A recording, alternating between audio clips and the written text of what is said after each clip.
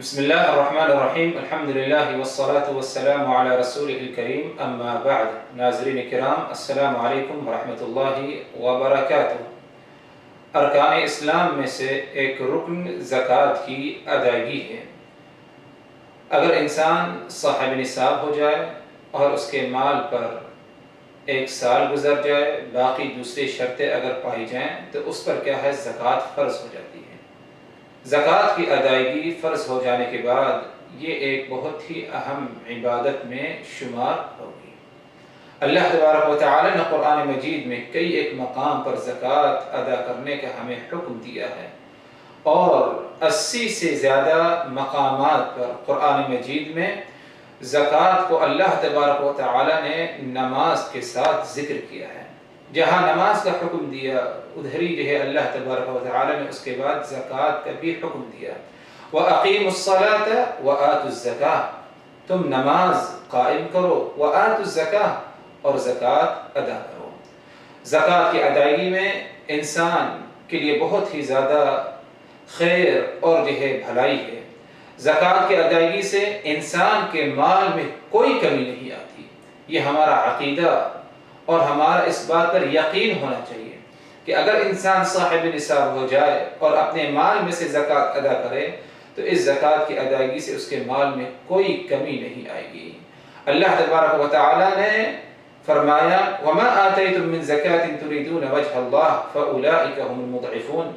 تم نے اپنے مال میں سے جو زکوٰۃ دیا ہے اللہ کی رضامندی حاصل کرنے کے لیے، اللہ کی خوشنودی حاصل کرنے کے لیے، تو کبھی تمہارے مال میں کمی نہیں بلکہ اضافہ کیا جائے گا.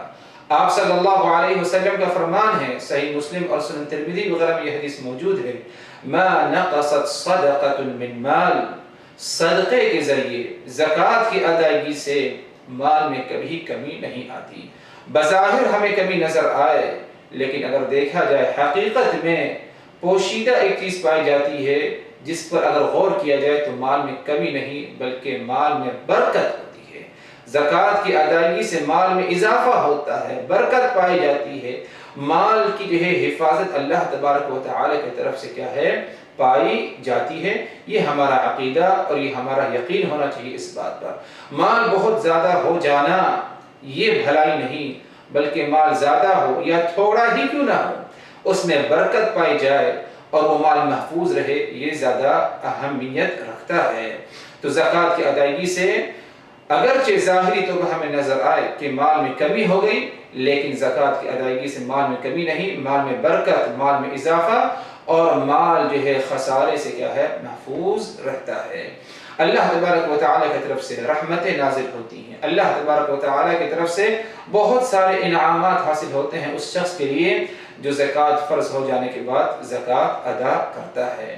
اگر دیکھا جائے آج کی تاریخ میں متحدہ عرب امارات میں 12,500 درہم اگر کسی کے پاس پایا جائے اور 1 سال گزر چکا ہو 12,500 درہم پر، 12,500 درہم پر، تو اس پر زکوٰۃ فرض ہے. اسے 2.5% یا 40واں حصہ 12,000 درہم کا نکال کر زکوٰۃ کے طور پر ادا کرنا ہوگا. اور یہ 12,000 درہم سونے کی قیمت پر مبنی ہے، کیونکہ سونا اگر انسان کے پاس 85 گرام یا 7.5 تولہ سونا ہو، 52.5 تولہ چاندی ہو تو اس پر کیا ہے، زکوٰۃ فرض ہے. اس کا 2.5% اسے ادا کرنا ہوگا.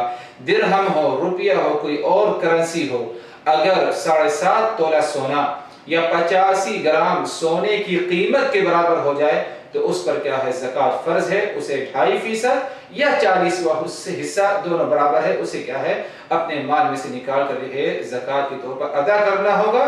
اور یہ غریب، مسکین، فقیروں کو دیا جائے گا، محتاجین کو دیا جائے گا.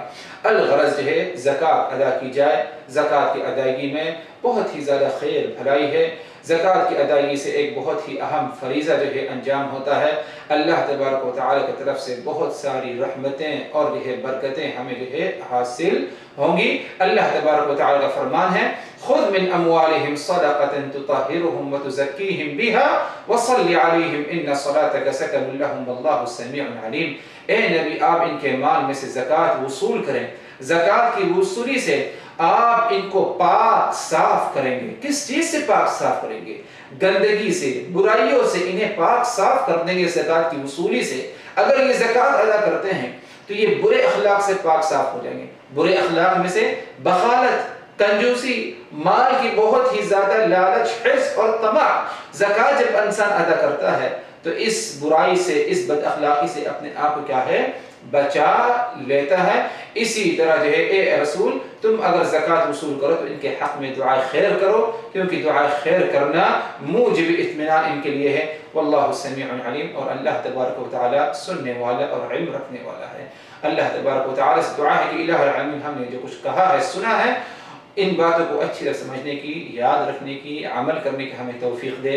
والسلام علیکم ورحمۃ اللہ وبرکاتہ۔